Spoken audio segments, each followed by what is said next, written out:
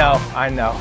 It's random, it's weird, it's probably not medically safe, and you may be asking yourself, why? Well, there's an individual by the name of Moses, and I was captivated by some of the amazing things that he did. In Moses' life, there's an event which is captured in Exodus chapter 17, where the people of Israel were under attack. Moses climbed to a nearby hill, watched the battle from above, and lifted his hands and his staff above his head for the entirety of the battle. Two individuals by the name of Aaron and Hur held Moses' arms above his head when he was tired and Moses sat on a rock. If you do not have a Bible and you want to read more about this, contact me in the description below and I'll send you a free Bible. In this challenge, Moses couldn't do it alone. He had Aaron and Hur holding up his arms. I'm going to be using a rope and a strap to help hold up my arms, but something for you to think about is who's holding up your arms when you're tired and life is rough. For me, it's my family. My family holds me up when I'm tired, so this video is dedicated to my family. Thanks for holding me up.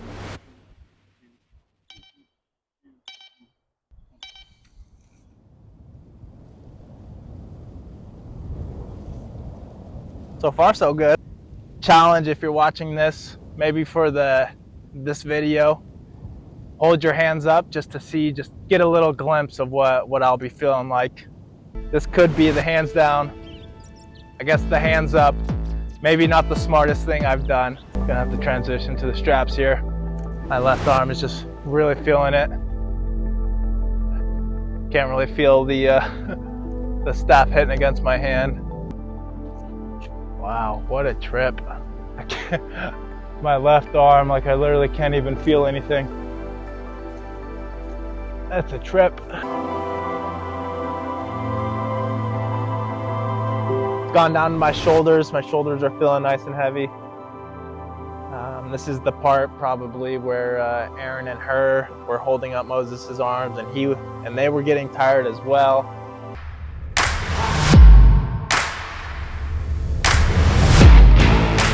Crazy thing is, like, when Moses was here and he was watching the army, like he had to do it, or else like people started to die on his side, so he had to keep his arms up to support them.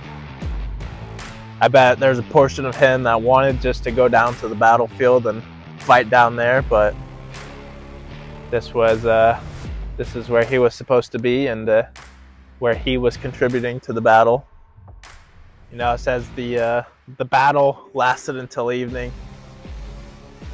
We're gonna do our best to last into the evening. A lot of the historians and people estimate that ancient battles really only lasted a few hours and hardly ever into night. A lot of times battles went into the evening. So that's the goal here. We're gonna do this for a few hours. We're gonna see if we can last into the evening and endure until the sun sets.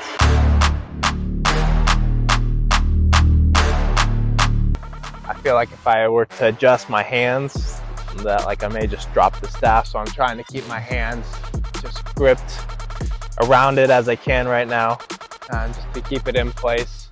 I can't really tell you which fingers are touching the staff, if all of them are or all of them aren't. I wouldn't be surprised if they detach from my body at this point. They just fall straight off my hands. Can't feel them at all. Nice color change with a purpley kind of color, purple red it looks like. I tried to readjust my grip a little bit and my fingers just aren't working like I tried.